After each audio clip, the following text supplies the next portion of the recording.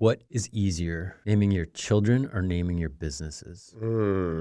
Great question.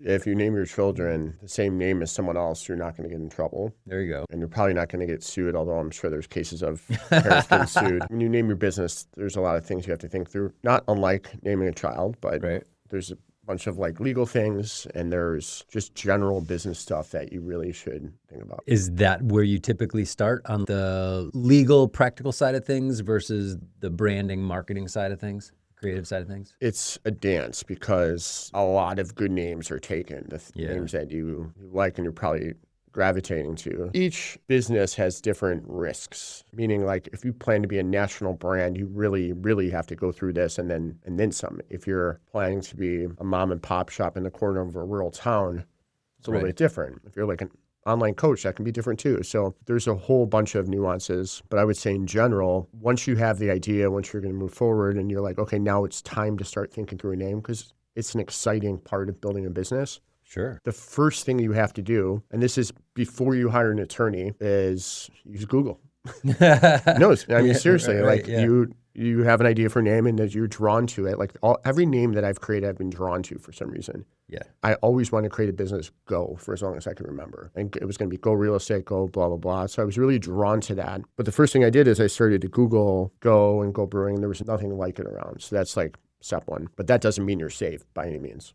And when you say there wasn't anything, you mean you couldn't find another business, the domain was available? Domains are like a street address. You can have a domain a domain can't be like trademarked, like a domain name. Sure, right. And that's why people can have domain names and just hold on to them and you have to pay for them. So I did see gobrewing.com available, and that is a signal that the business name could be available. So it's one of many signals to say, okay, there's probably not a business name this, but there's also more cases than not where the .com is taken of whatever business you want. But that doesn't mean the other side of it, that there's a business. And there's probably more solutions to solving for if the domain name is taken than if the business name is. It could be Go Brewing's taken, but drink Go, and you can do what you need to from an SEO standpoint to make sure you're being found. You still want to have as much in the domain name as possible, even these days, to have, like I wanted brewing. Mm-hmm. Could I had drinkgobrewing.com? Probably. That probably would have been fine. You want to think like, jump into domains for a second about a shorter domain name. When you have something real complicated, you want to have something that's hard to spell. So all that stuff's really important. And I will say .com index is better. Still. Generally. Go.beer would be harder to use in some way. Go.beer would not index very well at all. Those are like vanity names. You could use them for marketing purposes. Mm-hmm. There's a place for them. For example, I'm creating a software tool called eVelocity, Escape Velocity. And instead .com is .io. .com was taken, but there's no business in this category. Once you do that, what I would do is go to GoDaddy. You put in a domain, and it'll say GoBrewing.com is not available, but GoBrewing.co is, or GoBrewing.whatever is. But it doesn't give you like, let's call it like a semantic way to expand what those words are. Like it doesn't know necessarily like, oh, Go Brewing. Well, what if like Go North Brewing, right? It doesn't like add in a ton of value there. So there's a website called NameBoy. NameBoy.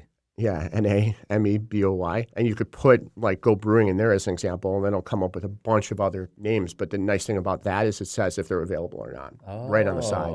So then once you see that, then you could start to think about, oh, I never thought about Go North Brewing. Let me engage in that. But like that's the kind of thinking and thought process, which is really good for that first phase. And then the second phase is once you clear all those hurdles and you're like, hey, this is a unique name. And you also have to think about it. It could be a similar name as something else. If that something else was in a completely different category, it could be just fine. For example, like if you're selling coffee and you want to be Go Brewing, like there is deviations of Go Brewing out there for coffee. So you're saying from a domain standpoint, that's fine? From just a domain, thinking, is this available? Got it. So there could be a Go Brewing coffee, and that doesn't prevent you from being Go Brewing beer. Correct. Now, when it comes to what do you do next? So you have this idea, you think it's available, you go and you create a free account, on the USPTO website. I think it's USPTO.gov. That is the trademark office and the patent office for the U.S. government. Surprisingly, they have an unbelievable search engine that's free. Before you do that, though, you go in ChatGPT, and what you want to put in there is, or Google or whatever, the category that you think the business is in, and it'll give you what's called the class, because the class is what you need to search for the USPTO. Because like I said, there can be a trademark in one class, but you could still get a trademark in another class. For example, for beverages, I know it's class 32 because I search it all the time. Okay. So I will go in to the USPTO website. I'll search for a name. I will put in there class 32. And there's also a toggle that's called like associated or affiliated categories. And that also does a really good job saying, okay, you might be going for class 32, but these other classes are really similar to class 32. You'll be able to see a list of results, and you'll be able to see what classes those are associated with. If you see something that isn't in class 32, that doesn't mean it's a shoo-in for you to get that trademark. Okay. And the whole point of this is you want a trademark to protect yourself. Typically, trademark law is such, and I'm not an attorney, obviously, that let's say you create a business, you create a name, and you're rocking it, and you don't file a trademark. Dakota can't come after you and try to say, oh, I'm going to create a business because that guy didn't create a trademark. That's not how it works. Okay. So if your business is established, you have some, I was here first claim. Yes, or you can prove it if there's an infringement. So for example, when I got Go Brewing, when I got the domain name, like you have a period of time where someone could go forward and say, oh no, I actually had been named Go Brewing a long time ago. And a fun fact, not to completely dive into this, but one of the issues that I had no idea this was a thing is that if the phonetic sound is the same, but it's spelled completely different, then that could prevent you from getting a trademark. And there was a GEAUX Brewing. Really? So everything I just said about like searching and all that stuff, it never came up, right? Because it was a GEAUX. It didn't come up until an attorney did a deeper search. Is that word means some? It's like a French-inspired brewery in like Washington. Now, I will say, to be safe, you should go through an attorney at that point. Some of my trademarks, I did that, and some I didn't. And some I went straight to filing. So I still went through an attorney to file, but I didn't have them do a search. Okay. When an attorney does a search, there's an extra fee for that search, and it's totally valid, and it's something everyone should do. I didn't have a big budget to do these things. So I had to learn how to do all this other stuff on my own. But you 100% should use an attorney if you can. I got to a point where I was pretty good at like getting a probability of like, hey, I have a 90% chance I did all this work that this domain is open. Like Assembly Hydro would be a great example of that. I went to the attorney and said, I want this trademark filed. And they said, you want to do a search? I said, no, just file it. And I ended up getting it. Yeah. So I've done enough of them to know like this is a really good process. It is not bulletproof at all. Then once you file, then you got to prove that you're actually using it, and that's a whole nother thing. But the idea is... You have to be using it when you file, or you have to, within a certain amount of time? Within a certain amount of time. Got it. Yeah, and then you can file extensions. Because once you start building up, like Go Brewing, can you imagine like if I didn't get that trademark and like 2 years in, I have to change the name, like all the brand equity is gone. Yeah. So that's why, when someone does diligence, they'll look at your trademarks. Like the last businesses I sold, they looked at all the trademarks because they're real important because they're buying the brand. And if that brand has risk associated with it, then it's not worth a lot. You have to fight through it. What are the different ways in which you are thinking about the creative applications of the name? Yeah, I mean, you should think through all that stuff before you start down this path. And by the way, you could get to the end of this thing, there can be a search done, you got to start over anyway. Like Go North was actually one of the considerations because it was a lot safer. Because once you start adding words to a trademark application, it becomes a little bit easier. Like it would have been a stretch for them to say, oh, Go Brewing, spelled GEAUX, is infringing on Go North Brewing, spelled GEO. You know what I mean?